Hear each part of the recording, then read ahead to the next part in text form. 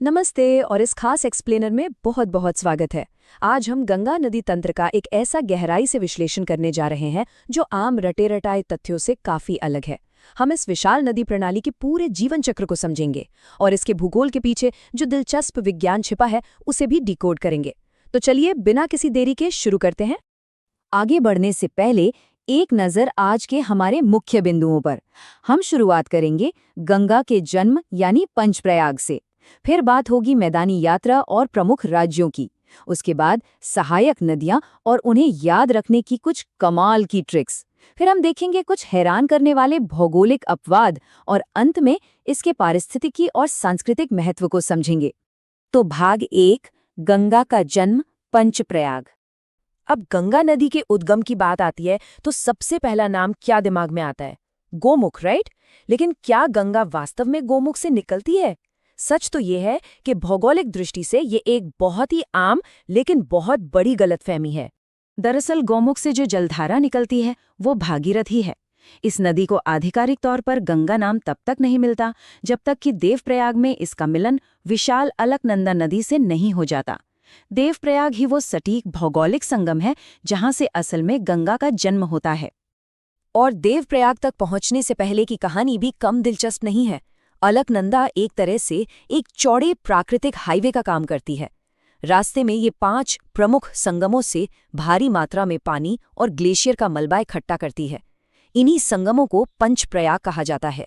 उत्तर से दक्षिण की ओर इनका क्रम समझना बहुत जरूरी है। विष्णुप्रयाग, नंदप्रयाग, कर्णप्रयाग, रुद्रप्रयाग और अंत में हमारा देवप्रयाग। अब इन संगमों का उत्तर से दक्षिण का क्रम याद रखना थोड़ा मुश्किल हो सकता है, लेकिन इसे हमेशा के लिए याद रखने की एक बहुत ही मजेदार और आसान ट्रिक है। बस इस एक लाइन को याद कर लीजिए। विष्णु के नंद के कान में रुद्र और देव बसे। है ना आसान? इस एक वाक्य से विष्णुप्रयाग, नंदप्रयाग, कर्णप्रयाग, रुद्रप्रयाग और देवप्रयाग का क्रम बिल्कुल उंगलियों पर रट जाएगा। चलिए आगे बढ़ते हैं। भाग 2, मैदानी यात्रा व प्रमुख राज्य। पहाड़ों की ऊबड़-खाबड़ और खड़ी ढलानों के बाद हरिद्वार वो टर्निंग पॉइंट है जहां नदी का मिजाज एकदम बदल जाता है। यहां खड़ी ढलानें अचानक से खत्म हो जाती हैं और नदी चौड़ी होकर एक शांत जीवनदायिनी शक्ति का रूप ले लेती है। यहीं से गंगा भारतीय मैदानी इलाकों में अपनी यात्रा शुरू करती है। अपने उद्गम से लेकर बंगाल की खाड़ी तक ये नदी बिल्कुल सटीक 2525 किलोमीटर का सफर तय करती है। लेकिन ये सफर जिन राज्यों से होकर गुजरता है वहां अक्सर एक बहुत बड़ी गलती हो जाती है। अक्सर ये मान लिया जाता है कि गंगा केवल 4 राज्यों से बहती है, लेकिन सच तो ये है ये नदी झारखंड के साहिबगंज जिले की सीमा को भी भौतिक रूप से छूकर निकलती है। तो कुल मिलाकर राज्य हुए 5: उत्तराखंड, उत्तर प्रदेश, बिहार, झारखंड और पश्चिम बंगाल। ये एक ऐसा फैक्ट है जिसे कभी नहीं भूलना चाहिए।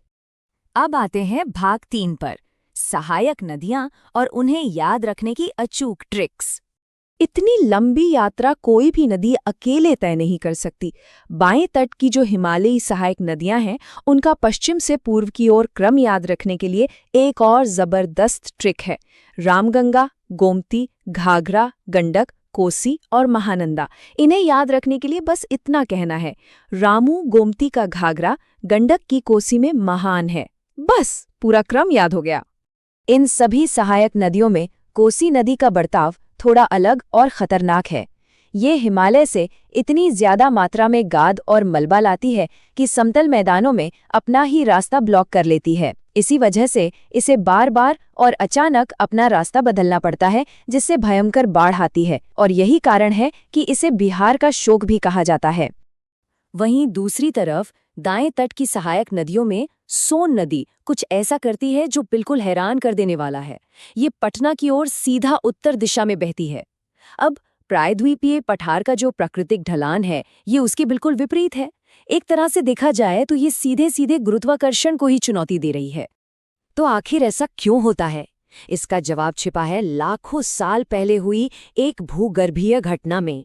जब टेक्टोनिक प्लेट्स टकराईं तो वहां एक गहरी भ्रंश घाटी यानी रिफ्ट वैली बन गई। इसी भूगर्भीय दरार ने सोन नदी के प्राकृतिक ढलान को बदल दिया और उसे उत्तर की ओर बहने पर मजबूर कर दिया। नेचर वाकई कमाल है। आगे बढ़ते हैं भाग 4, भौगोलिक अपवाद और जाल। भूगोल में ऐसे कई अपवाद हैं जहां अक्सर हम गच्चा खा जाते हैं। उदाहरण के लिए भारत का सबसे ऊंचा बांध टिहरी बांध किस नदी पर बना है? ये सवाल सुनते ही ज्यादातर लोग बिना सोचे तुरंत गंगा कह देते हैं, लेकिन ये एक बहुत बड़ा ट्रैप है। असल में टिहरी बांध देवप्रयाग से काफी ऊंचाई पर स्थित है, तो तकनीकी और भौगोलिक दोनों ही नजरिए से ये बांध भागीरथी और भिलंगना नदियों के संगम पर बना है, न कि गंगा नदी पर। थोड़ा और नीचे पश्चिम बंगाल की तरफ चले तो वहां है फरक्का बैराज। ये कोई आम बाढ़ नियंत्रण वाला बैराज नहीं है। इसका काम है कृत्रिम रूप से हुगली नदी में भारी मात्रा में पानी मोड़ना।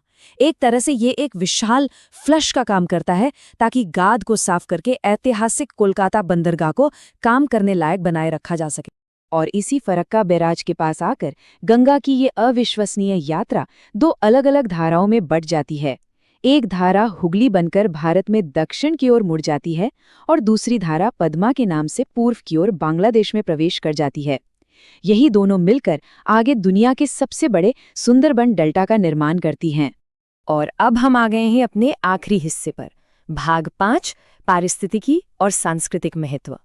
गंगा जल की पौराणिक पवित्रता के बारे में हम सबने सुना है, लेकिन ये सिर्फ कोई मिथक या कहानी नहीं है। इसके पीछे ठोस विज्ञान है। इसके पानी में बैक्टीरियोफेज नाम के सूक्ष्म वायरस मौजूद होते हैं। ये कोई ऐसे वैसे वायरस नहीं है। ये प्राकृतिक रूप से हानिकारक कीटाणुओं को खोजकर नष्ट कर देते हैं, जिससे पानी लंबे समय तक शुद्ध रहता है। और यही शुद्ध मीठा पानी अंधी गंगा नदी डॉल्फिन के अस्तित्व के लिए एकदम जरूरी है। ये डॉल्फिन एक बायो इंडिकेटर है। इसका सीधा सा मतलब ये है कि अगर नदी के पानी में प्रदूषण का स्तर जरा सा भी बढ़ता है तो ये जीव तुरंत खत्म हो जाते हैं। यानी इन डॉल्फिन्स का वहां होना ही इस बात का सबसे बड़ा सबूत है कि नदी का इकोसिस्टम स्वस्थ है। तो इस एक्सप्लेनर को खत्म करने से पहले एक सवाल है जो सोचने पर मजबूर कर देता है। जिस नदी प्रणाली ने दुनिया का सबसे बड़ा डेल्टा बनाया हो, जो करोड़ों लोगों को जीवन देती हो, अगर उसके प्राकृतिक बायो इंडिकेटर्स आज खतरे में हैं और धीरे धीरे गायब हो रहे हैं, तो ये पारिस्थितिक पतन हमारे खुद के दरवाजे तक पहुंचने में कितना समय लगेगा? ये यकीनन एक ऐसा प्रश्न है जो बहुत गहरे